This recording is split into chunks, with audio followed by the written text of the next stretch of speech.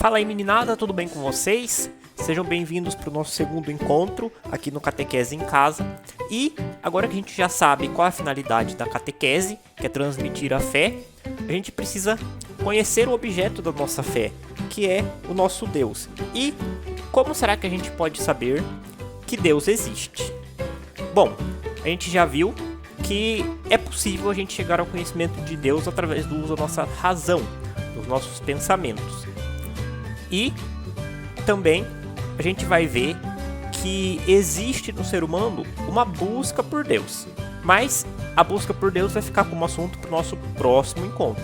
Hoje nós vamos investigar o conhecimento que nós podemos ter de Deus através do uso da razão. Bom, se nós investigarmos usando a nossa razão, nós vamos encontrar o que nós chamamos provas da existência de Deus. Mas espera lá, essas provas não são como as provas das ciências naturais, que a gente pega, coloca no microscópio e faz um gráfico e achamos, tá aqui, coloquei Deus no microscópio, vi ele aqui. Não. Como que funcionam essas provas? Bom, elas são provas que vêm da filosofia, são provas que envolvem o raciocínio. Então a gente vai ter que pensar bastante, é um assunto bem difícil. Mas a gente tentou preparar de uma forma que ficasse fácil para vocês entenderem. E a gente achou muito importante começar por aqui, porque esse conhecimento que vem da razão da existência de Deus é o impulso necessário e suficiente para a nossa fé. E vamos lá. Como que a nossa razão consegue chegar ao conhecimento de Deus? Bom, através das provas cosmológicas. Nossa, que difícil. Não é difícil não. Essas provas cosmológicas são relacionadas ao cosmos. O que é cosmos? Cosmos significa ordem, ou seja, a ordem, a beleza do mundo, da natureza, das realidades criadas. E temos também as provas chamadas antropológicas. Como assim? São referentes ao homem. E aqui, quando eu digo homem, entendam, eu estou dizendo aos seres humanos. Homens, mulheres, crianças, adultos, jovens e velhos. Todos os seres humanos trazem no seu ser essas características que nos remetem ao conhecimento da existência de Deus. Então nós vamos começar pelas provas do mundo, ou seja, pelas provas que são observáveis a partir das realidades criadas. Isso é tão forte, tão importante, que o próprio apóstolo São Paulo, lá na carta aos Romanos, no primeiro capítulo, lá no versículo 19 e 20, ele falando aos pagãos, ele se referindo aos pagãos que não tinham conhecimento da revelação de Deus que os judeus tinham, ele diz o seguinte, vou ler para vocês. Pois o que de Deus se pode conhecer é eles manifestos, já que Deus o manifestou a eles. De fato, os atributos invisíveis de Deus, de seu poder eterno e de sua divindade, são compreendidos através das coisas feitas, desde a criação do mundo, a fim de que eles não tenham desculpa. Ou seja, o apóstolo São Paulo aqui está dizendo que os pagãos não têm desculpa para falar que não conhecem a Deus, porque Deus se dá a conhecer através das realidades criadas. Muito bem. Um grande santo e doutor da igreja, importantíssimo para a nossa história da nossa fé e da nossa teologia, chamado Santo Tomás de Aquino, que viveu no século XIII, ou seja, lá nos anos 1200. Ele sintetizou todas essas provas, essas realidades que a gente pode conhecer de Deus através da natureza em 5 pontos, que são conhecidas como as 5 vias. Essas 5 vias são o movimento, a contingência, a causalidade eficiente, os graus de perfeição e a ordem. A gente vai tentar entender, explicar e entender um pouquinho de cada uma dessas 5 vias. Lembrando que isso daqui é, assim, só uma introduçãozinha para vocês terem uma noção de como a gente chega ao conhecimento de Deus, tá? Isso daqui são um trabalho de anos de teologia. Isso está contido na Suma Teológica, que é um livro gigantesco, ele existe em vários volumes, para vocês terem uma ideia. É um negócio bem grande e que aqui a gente vai tentar passar de uma forma que fique compreensível. Então, vamos lá. Primeira via, o movimento. Aqui a gente tem que entender movimento de uma forma um pouquinho diferente. Não é só se mexer, tá?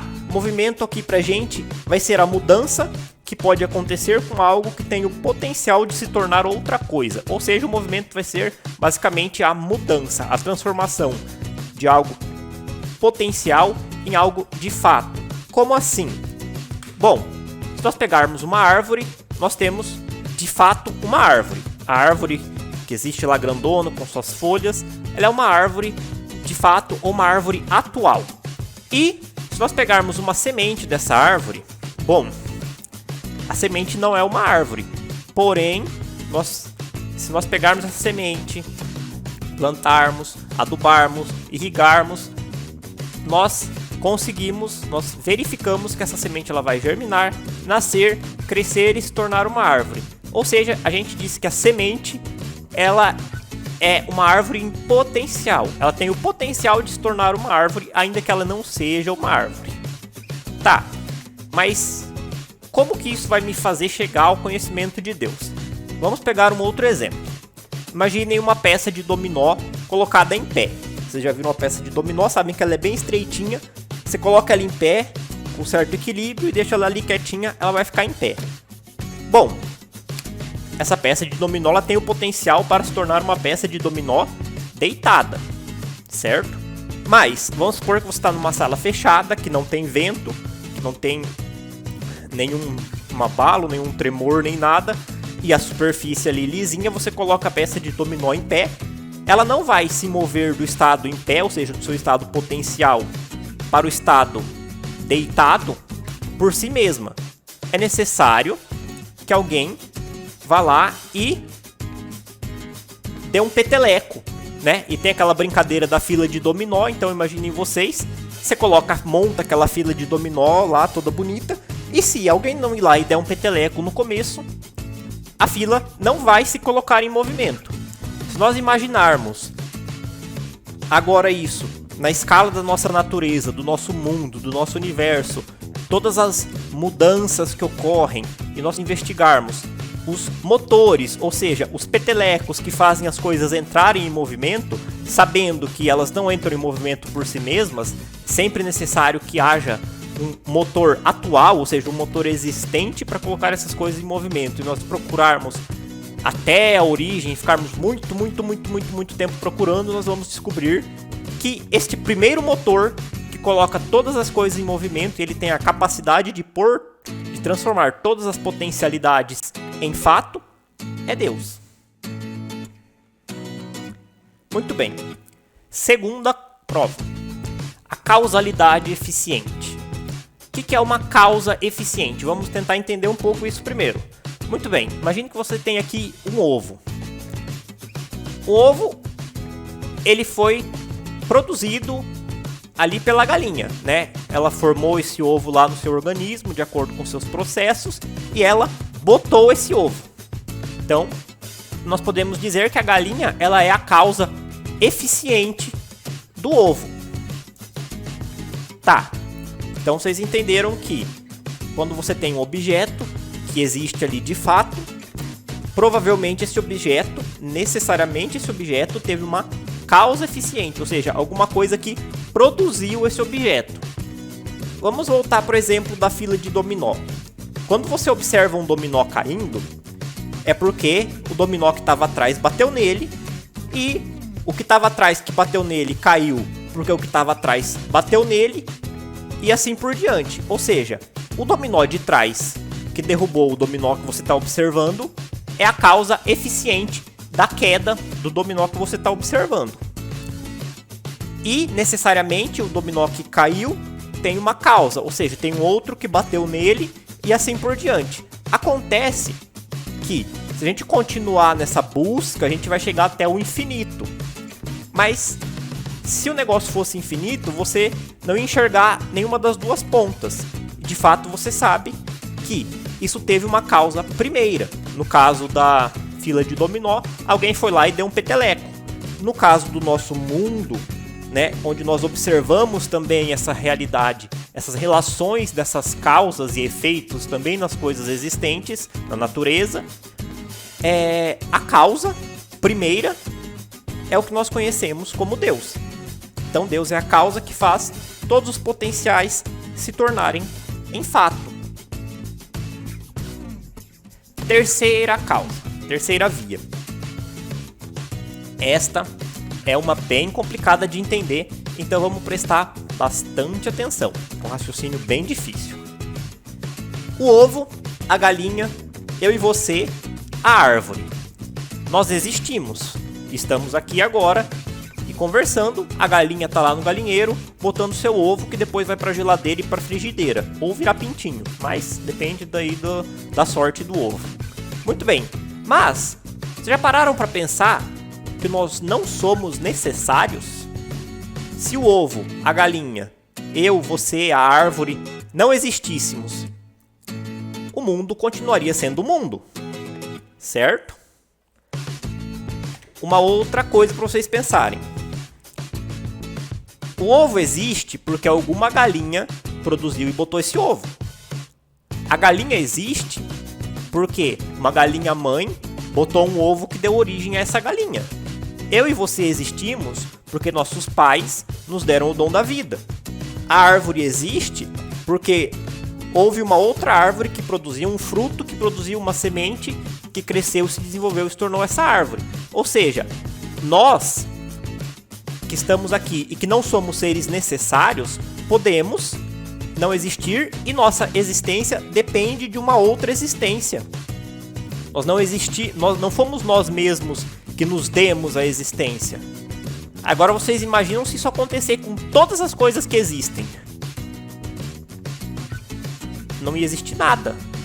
Mas como isso é possível? Bom, a gente está vendo que as coisas existem, então isso não é possível. Logo, existe algo que nós chamamos de um ser necessário. E este ser necessário é o que nós conhecemos como Deus. Deus é necessário para que nós possamos existir enquanto seres incompletos ou seres contingentes.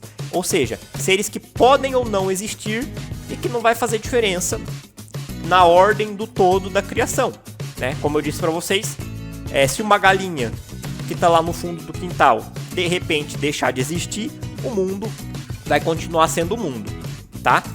Se Deus deixar de existir, como é Ele que sustenta todas as coisas, é Ele que dá a nossa existência, o mundo simplesmente também não ia ser possível de existir. Por quê?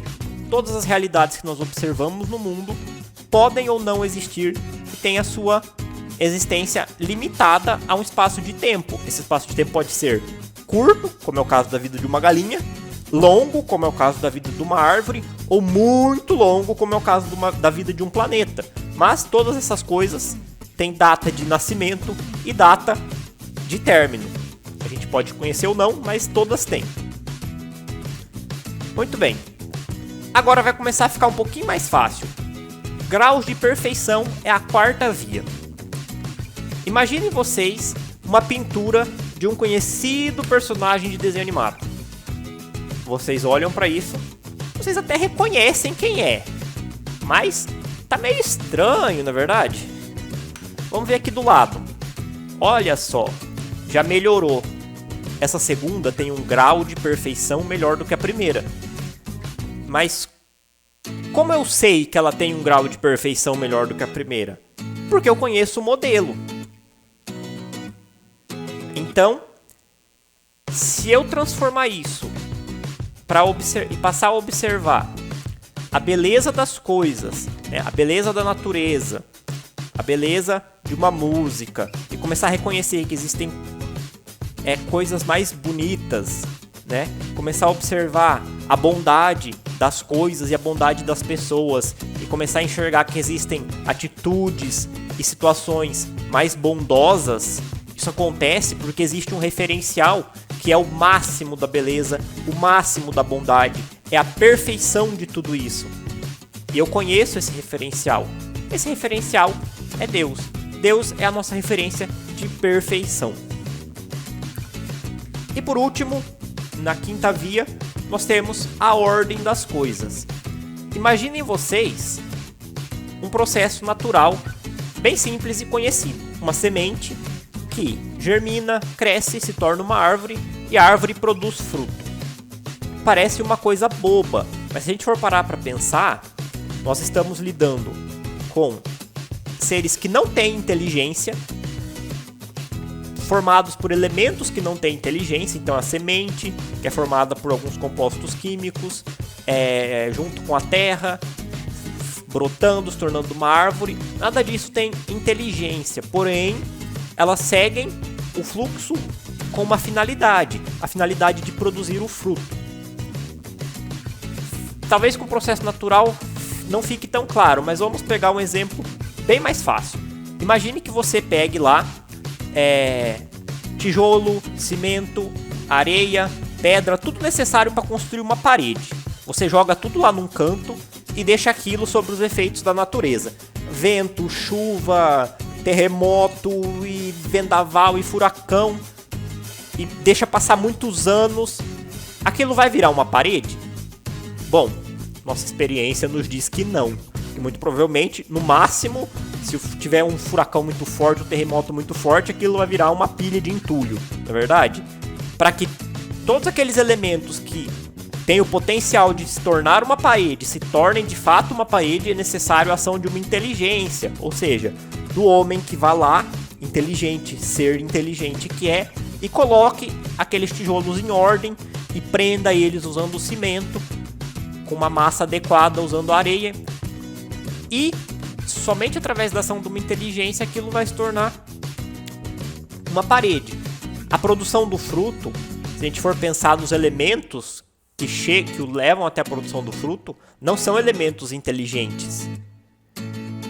E se a gente estender esse pensamento para todos os processos da natureza, que tem uma ordem belíssima e uma ordem perfeitíssima, né? E quanto mais a gente pensar, mais a gente vai ver que as coisas são improváveis de acontecer da forma que acontecem e gerando os resultados que geram, mas acontecem, como por exemplo, durante a formação do universo, a distância que nosso planeta parou do Sol e a forma com que os planetas se comportam e a distância e a temperatura, tudo acontece de forma perfeita. E a nossa experiência nos mostra que o acaso não leva a esses acontecimentos. Logo, os processos naturais que produzem, que a partir de coisas que não são inteligentes produzem um resultado inteligente, pressupõem um ser inteligente. E a esse ser inteligente que conduz a ordem da natureza é que nós chamamos a Deus. Muito bem, terminamos as 5 vias. Ufa, respira, que coisa difícil. Estudem com calma que é difícil, mas dá para entender. E a segunda forma da gente conhecer a existência de Deus é através das provas do homem, das provas antropológicas, né? E aqui nós estamos dizendo homem, ser humano. Então, homem, mulher e todo mundo, crianças e tudo mais. Vamos ver o que nos diz o catecismo sobre as provas antropológicas. Com a sua abertura à verdade e à beleza, com seu sentido do bem moral, com a sua liberdade e a voz da sua consciência, com a sua ânsia de infinito e de felicidade, o homem interroga-se sobre a existência de Deus. Nestas aberturas, ele detecta sinais da sua alma espiritual, germe de eternidade que traz em si mesmo, irredutível à simples matéria.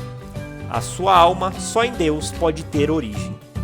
Este é o parágrafo número 33 do Catecismo da Igreja Católica.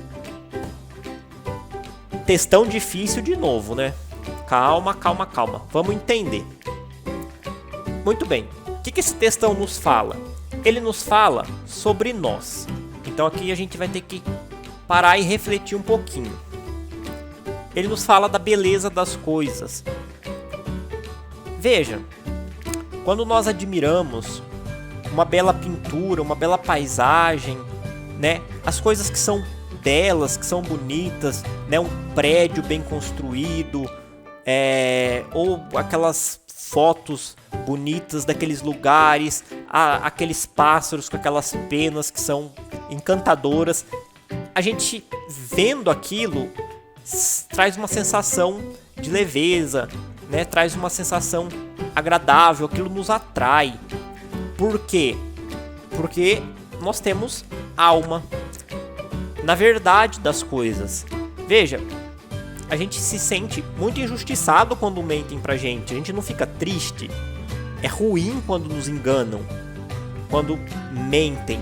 E além disso, a gente tem uma curiosidade, uma vontade de saber como as coisas funcionam, de investigar, né, de saber por que isso é assim, de buscar a verdade. Isso também é uma característica da nossa alma. E a gente já vai entender por que isso é característica da alma, tá, gente? Calma lá. No certo e no errado, né, nos atributos morais. Quando a gente vê uma coisa que é errada, a gente fica triste, né? Ou a gente fica com raiva, a gente quer reparar, a gente quer fazer justiça para aquela pessoa que está sofrendo. A gente não gosta de ver o sofrimento, a gente não gosta de ver a violência. Por quê? Porque nós temos essa orientação para o bem, né, físico, para o bem espiritual e para o bem moral. Quando o ser humano pensa também e reflete na sua morte, vem um misto, né, de angústia, mas também de esperança. Por quê? Porque nós temos essa aspiração à felicidade eterna. E essas coisas todas são características da nossa alma. Ou seja, uma alma que é espiritual, que não é material. Se a gente observar nos animais, os animais não têm essas coisas, né? Os animais, eles não têm essa busca de uma felicidade maior, que não é perecível, né? Como assim? Imagina, você ganha um presente, você fica muito feliz, mas essa felicidade não dura. Você vai ficar feliz naquele dia, mas no outro dia pode ser que você cai e se machuca e você vai ficar triste. Vai existir um sofrimento, né? É uma felicidade de momento, não é a felicidade plena. A gente não consegue se realizar plenamente, né? Isso é uma característica da nossa alma. Diferentemente, por exemplo, do cachorrinho.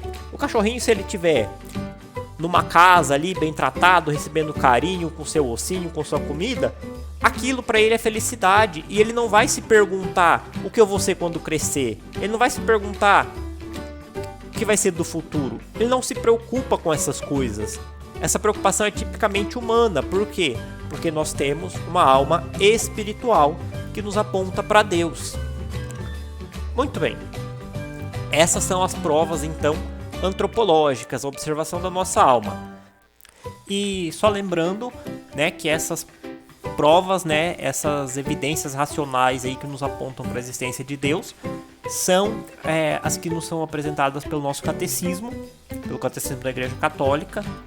E existem outros santos e doutores da Igreja que também escreveram sobre provas, sobre caminhos de conhecer Deus apenas com o uso da razão, que não são abordados pelo catecismo e por isso que a gente também não vai abordar aqui. Mas é só para vocês saberem, não são só esses, existem outros. Vocês ficaram com alguma dúvida? Eu acho que sim. Lembrem-se de perguntar aqui nos comentários, na nossa fanpage do Facebook, que o link está na descrição. E se vocês gostaram desse vídeo e acham que esse vídeo pode ajudar alguém, um coleguinha ou algum familiar, curta o vídeo, compartilhe com seus coleguinhas e com seus familiares e se inscrevam no canal. A gente se vê no próximo vídeo e que a paz de nosso Senhor Jesus Cristo esteja conosco.